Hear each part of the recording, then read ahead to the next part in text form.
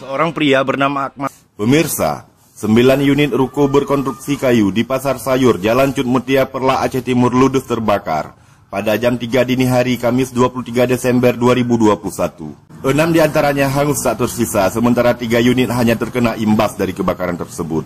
Jeritan para korban yang histeris mengetahui tempat usaha mereka terbakar begitu menyayat hati di tengah gelapnya malam itu. Belum diketahui penyebab kebakaran dan kerugian ditaksir lebih dari 500 juta rupiah. Berikut video lengkapnya. Listrik.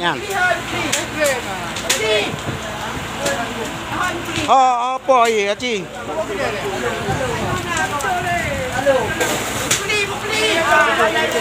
Hai, tolong dia coi dia nanti pion. Kupu motornya yang dia nak kerja, awak orang nak kerja juga. Daerah Bakau Mendung. Abang tahu kamu perlu perintah. Ya.